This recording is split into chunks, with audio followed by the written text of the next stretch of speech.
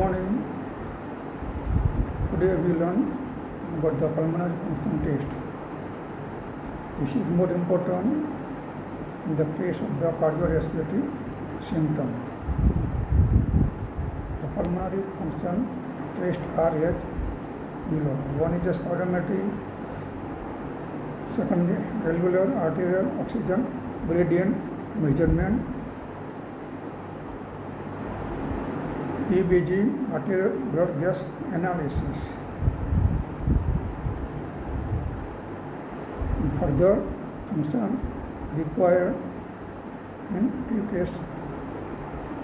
One is a lung diffusion capacity or carbon monoxide DLCO and lung volume by the plethysmography, and sometimes we require airway hyperresponsiveness,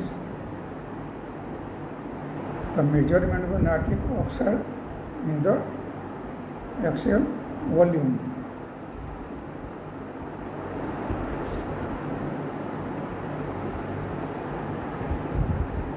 Once we do the spirometry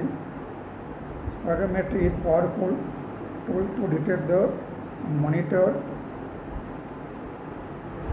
detection of the disease and management of the patient with the lung disease. The quality of the test depends on the patient effort, coordination and interpretation, knowledge of the appropriate reference value. When the test is valid, then we can detect the pattern of the disease.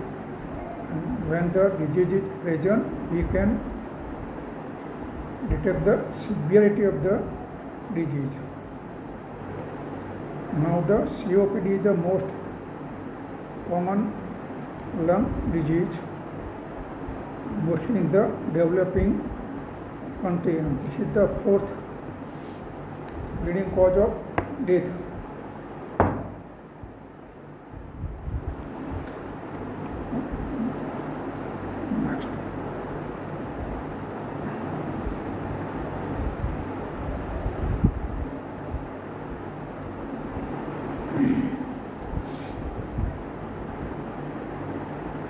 The complete spirometry is more important for complete and accurate diagnosis and obstructive lung disorder.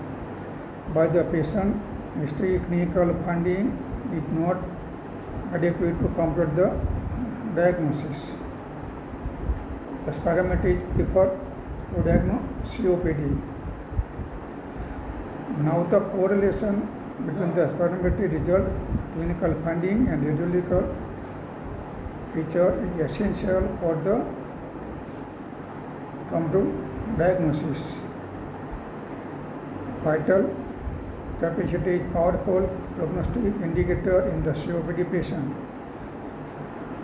Low vital capacity is a risk factor for the premature death.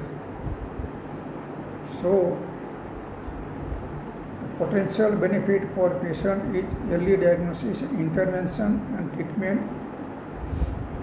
in the case of COPD. Spirometry could detect mild obstructive pattern even in the asymptomatic patient. The spirometry what in the lung function, there are 4 volume and 4 capacity. Now the 4 volume are radial volume, residual volume, expiratory reserve volume and inspiratory reserve volume. Now 4 capacity is, one is the total lung capacity, functional residual capacity, inspiratory capacity and vital capacity. Now the total lung capacity is combination of the functional residual capacity plus inspiratory capacity, or vital capacity plus residual volume, or combination of the 4 volume, radial volume, residual volume, expiratory reserve volume, and inspiratory reserve volume. Now the definition of the tidal volume. Volume of the air inspired or expired with the each breathing during the quiet breathing. Inspiratory reserve volume. Maximal volume of the air inspired from the resting and inspiratory level. Residual volume. This is the volume of the air remaining in the lung after maximal expiration. Expiratory reserve volume. Maximal volume of the air that can be expired from resting and expiratory level. Capacity. Inspiratory capacity. Maximal volume of the air inspired from and expiratory level. Vital capacity. Maximal volume of the air expired forcefully, rapidly and completely from maximal inspiration. Functional residual capacity. Volume of the air remaining in the lung at the end of normal expiratory level. Total lung capacity. Volume of the air in the lung after maximal inspiration.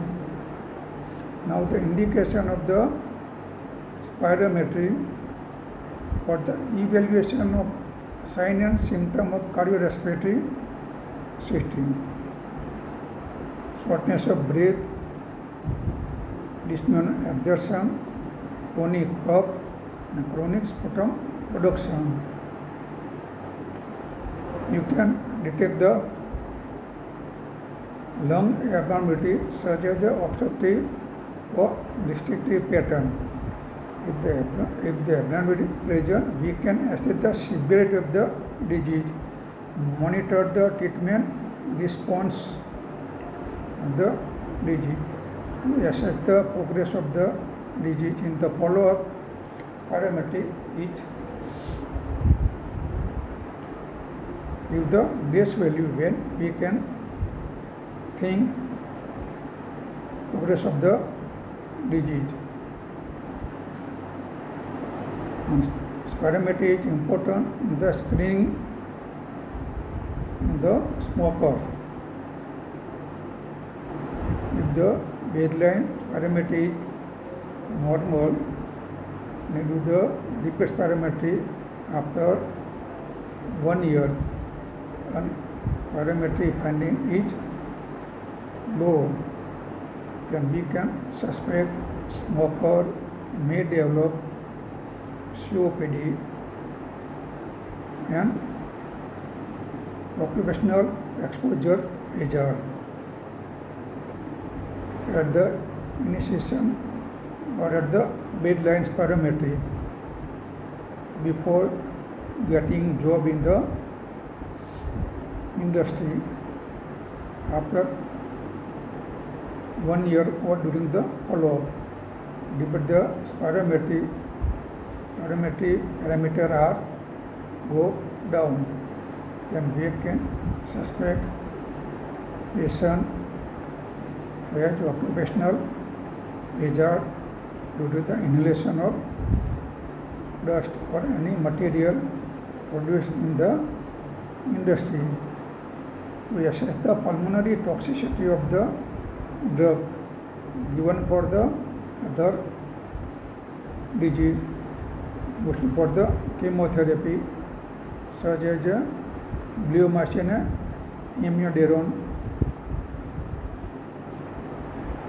Why to adverse pulmonary function? Lung function reduced moderately prior to patient become symptomatic. It measures the lung function to diagnose and monitor treatment of the lung disease. Spirometry and second is the peak flow meter are clinically useful.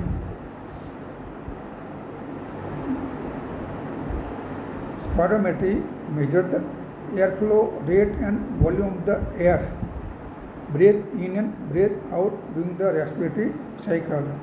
It was invented in 1864 by the surgeon named John Hutchison. Now when not to perform spirometry, or spirometry is not advisable in the patient having active lung infection or recent myocardial infarction, hemoptysis of unknown origin, on pneumothorax, unstable cardiovascular status, recent abdominal surgery, thoracic surgery, or cerebral aneurysm, and acute severe asthma. In this condition, we can't advise spirometry precaution. Before do the spirometry, we should do or avoid the patient is taking short-acting beta-2 agonist or long-acting beta-2 agonist or long-acting muscarine antagonist or sustained release theophylline.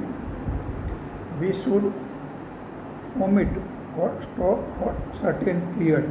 In the case of the SABA, we should stop for 6 hours, LABA for 12 hours, sustained release for 1 day, and patient is taking LAMA therapy, we should stop for 36 hours. No smoking in prior 1 hour of test. Don't consume cold drinks, tea, no heavy exercise preceding 1 hour. No need to stop steroid therapy before it. Patient can continue steroid dose during the prior to maneuver. Precaution: patient should be comfortably seated in the straight sit-up position. Pure mouth breathing. You may use nose clip or you may can't use nose clip. Hold the mouthpiece with the teeth and seal it tightly around it. Before this, you can demonstrate how to perform this test. After demonstrating the test and keeping mouthpiece in the mouth, patient should take deep breath maximally above the TLC level. Then exhale forcefully, rapidly as possible. Such as exhalation like blowing candle, or continue exhale until patient can't blow no more. This is the volume time count. Patient should exhale minimally for 6 seconds, or no volume change for at least 1 second.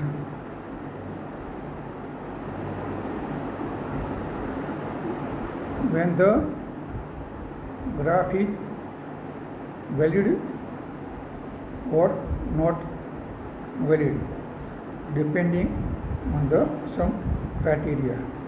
When the good start and good end. During this maneuver, initially good starting, patient rapidly reach to the peak level of the curve. No hesitation, no coughing in the early part of the exhalation. It decreases slowly and smoothly. The line of the graph is smooth, no irregularity in line.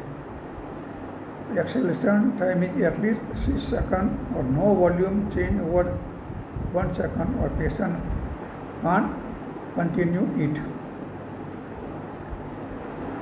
Now the criteria for validity of the test. Graph should be acceptable, discussed in the previous slide. When the graph is acceptable, then we can do the second. Two largest force vital capacity graph should be within 150 ml of each.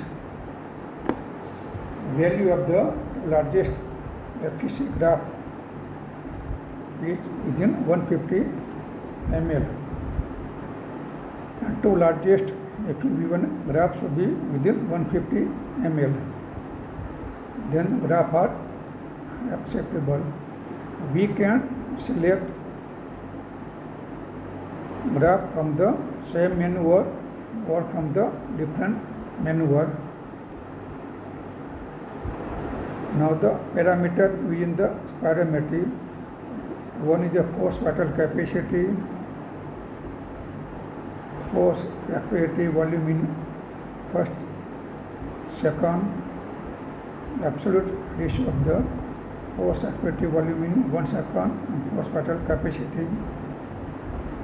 Force expiratory flow rate in the middle of the FEC maneuver, peak expiratory flow rate, maximum volume, voluntary ventilation.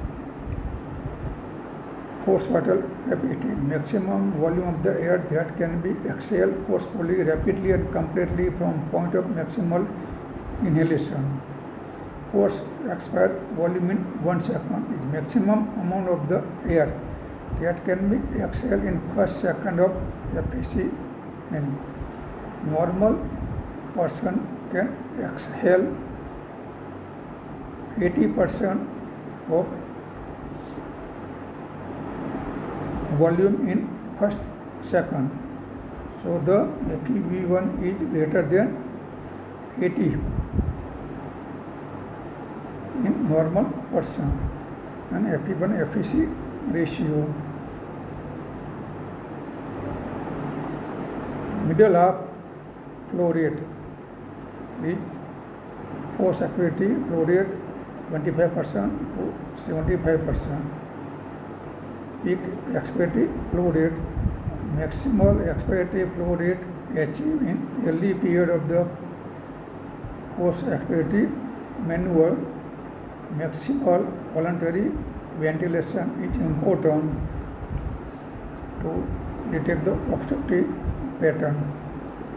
Now the complication of the spirometry.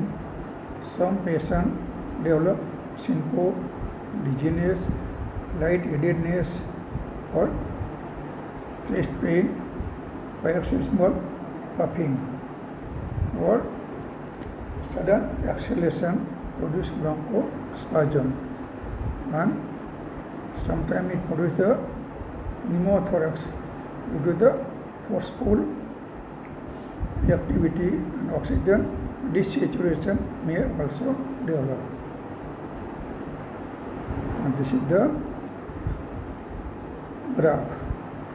Good starting and rapidly reach top of graph in the peak expiratory flow rate, then go down gradually and slowly. The ascending part from starting to the peak expiratory flow rate is effort dependent. Second part, from peak expiratory flow rate to the base horizontal line in the residual volume is a effort independent part. Now the figure of the flow volume curve suggests abnormality pattern. This is the obstructive, restrictive or upper airway obstruction.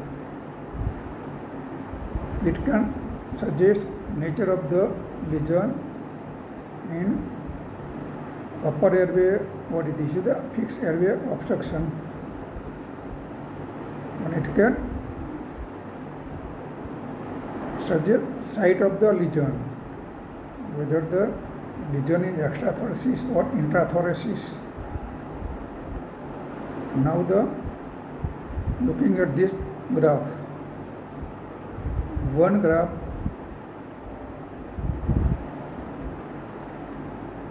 similar to the normal graph but not axial up to the 6 seconds. Both FEV1 and FVC value low, but graph is similar to the normal. This is the restrictive, and the lower line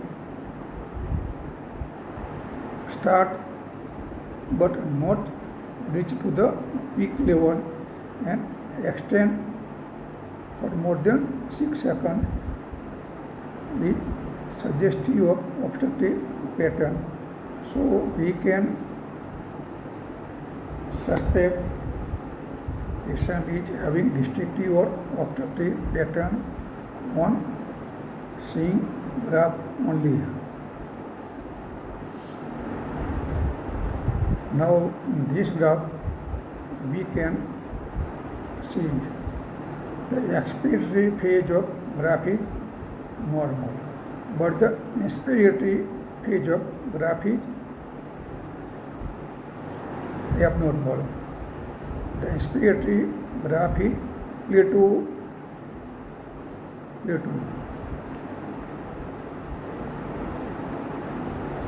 So the lesion is in the intrathoracic.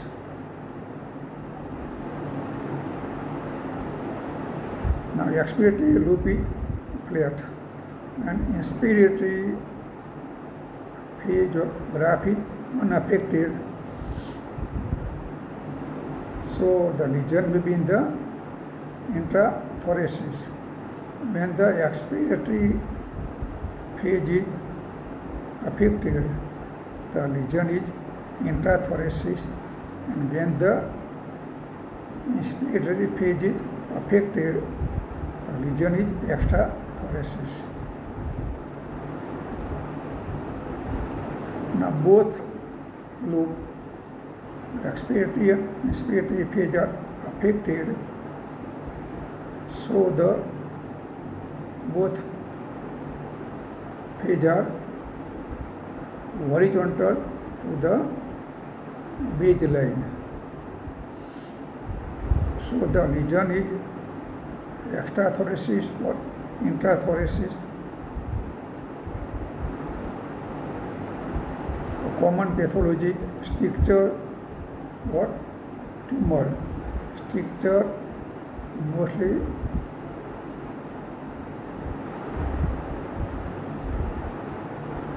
tuberculosis or tracheostomy, and tumor mostly carcinoma. This graph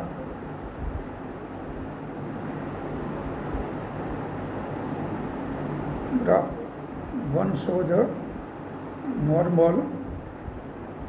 The second graph value of both vital capacity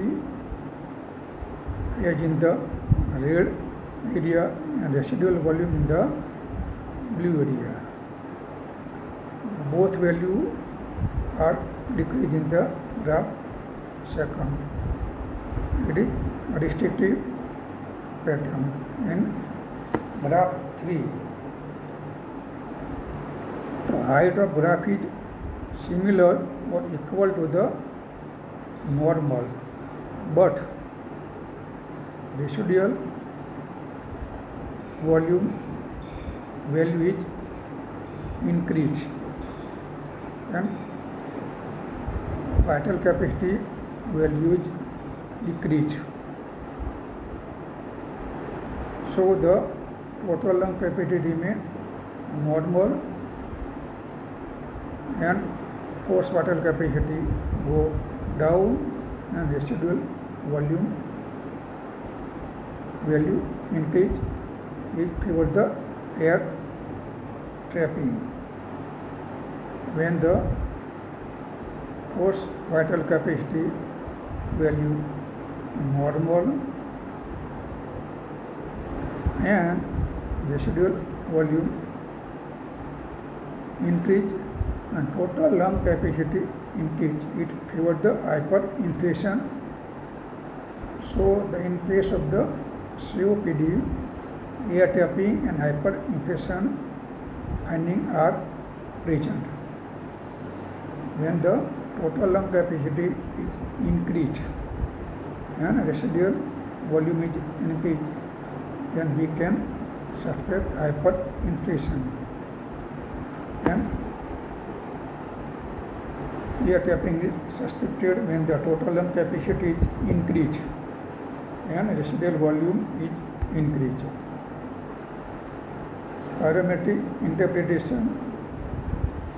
One, the parameter obtained from the graph should be acceptable.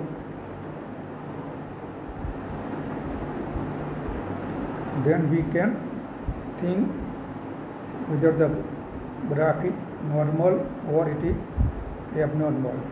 Parameter vary with the age, sex, height and weight of the patient.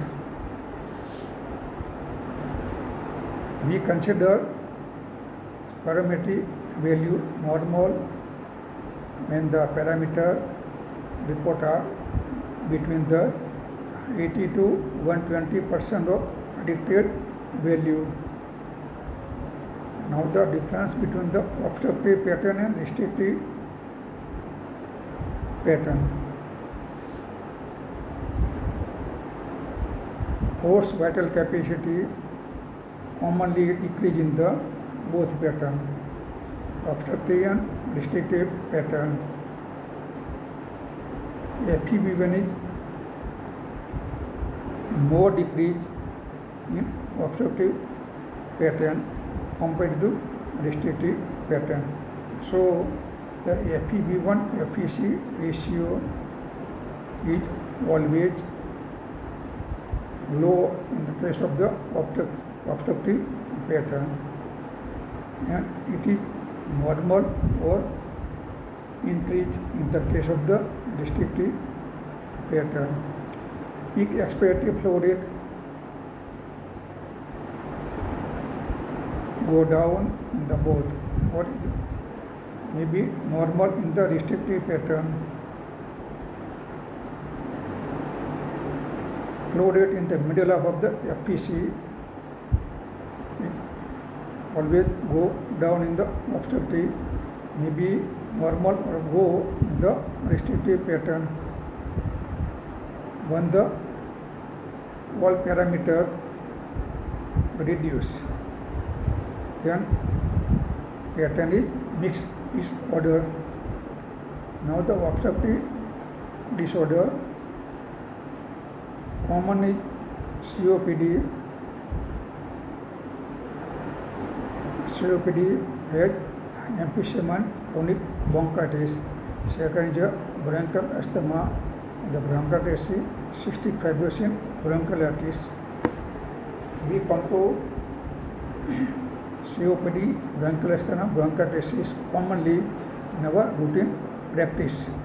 So we should focus on the COPD and bronchial asthma and bronchitis. In the case of the bronchitis, early stage it gives the obstructive pattern, later it gives the mixed pattern. By the clinical history and radiological finding, we can think patient has bronchitis. Now the restrictive pattern, when patient is working in the coal mine, stone industry, and develop pneumoconiosis. Some patients having unknown etiology and complain of the shortness of breath, dry cough, and we can think pulmonary fibrosis. Pulmonary fibrosis gives the restrictive pattern. Sarcoidosis, chest wall deformity, scoliosis, hyposcoliosis give the restrictive pattern. Pregnancy, obesity, ascites, CCF, and pleural effusion give the restrictive pattern. Neuromuscular disorder give restrictive pattern.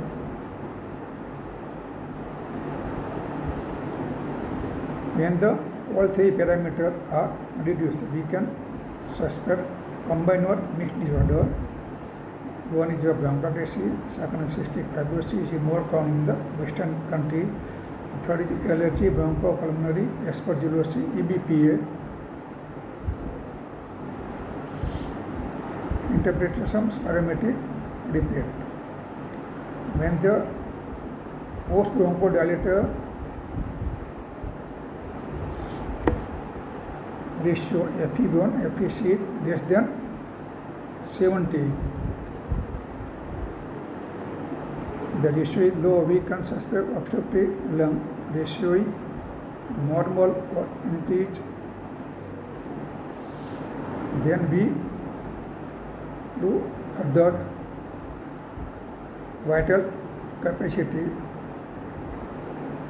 Vital capacity low, combined obstructive or restrictive. Vital capacity normal with ratio go down, pure obstructive pattern. When the ratio is normal, low vital capacity, it is restrictive disorder. Ratio is normal and vital capacity normal. Patient has no disorder. Post bronchodilator reversibility important. In the case of the COPD and bronchial asthma are most common disease we should face in our routine practice. Open initial baseline FeV1 and FVC and ratio. Inhale 100 microgram of short acting beta-2 agonist. Wait for 15 minutes and repeat spirometry. Then compare both pre and post graph. We can say significant reversibility in 12% or more than in FeV1 and increase 200 ml in any FeV1 or FVC compared to the baseline. There we can say this is the significant reversibility.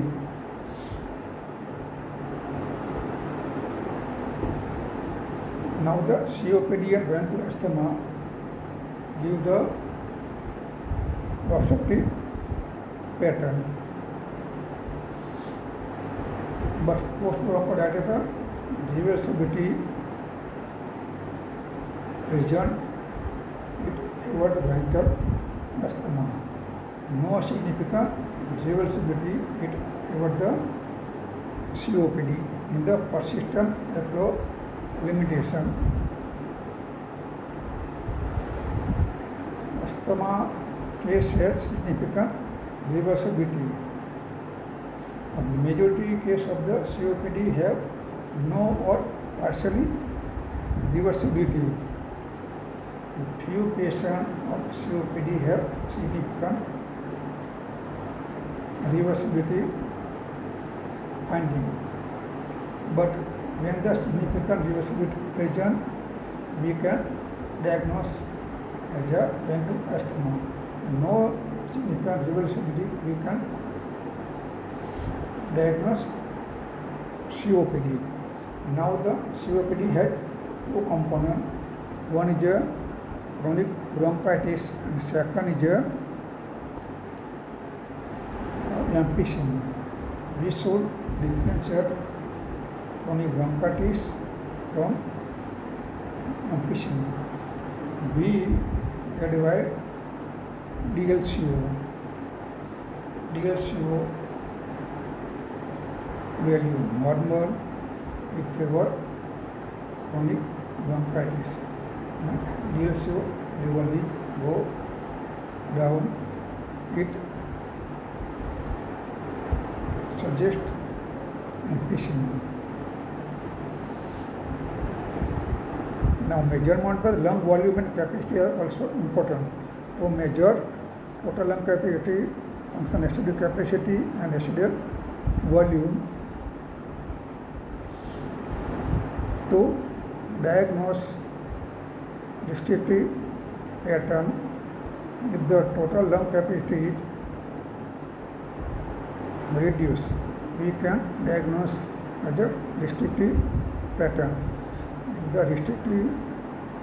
the total lung capacity increased or normal and FRC and restrictive residual volume are increased, we suspect obstructive pattern, air tapping or hyperinflation.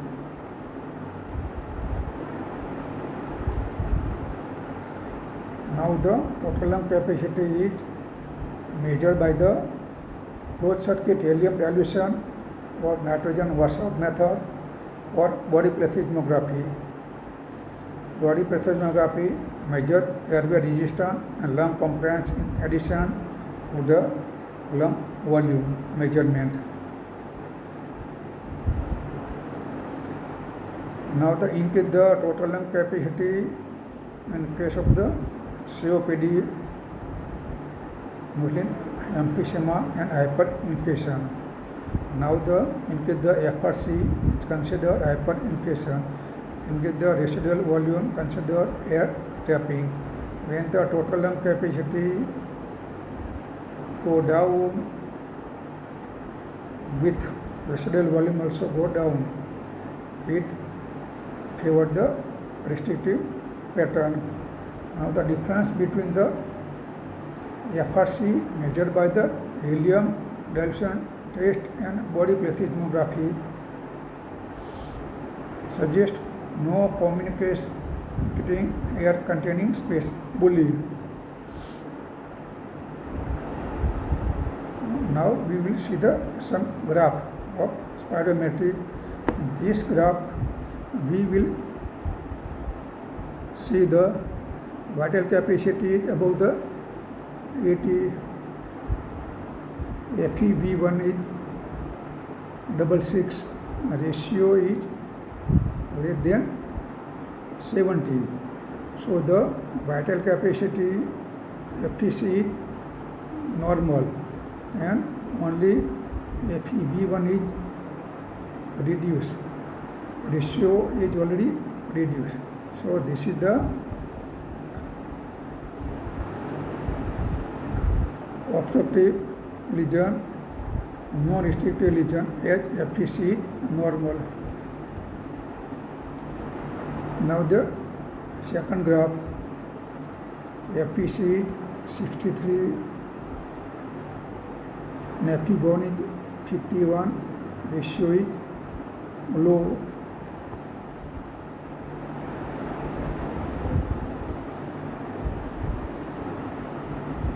So all three reports are decreased, suggestive of obstructive or mixed pattern.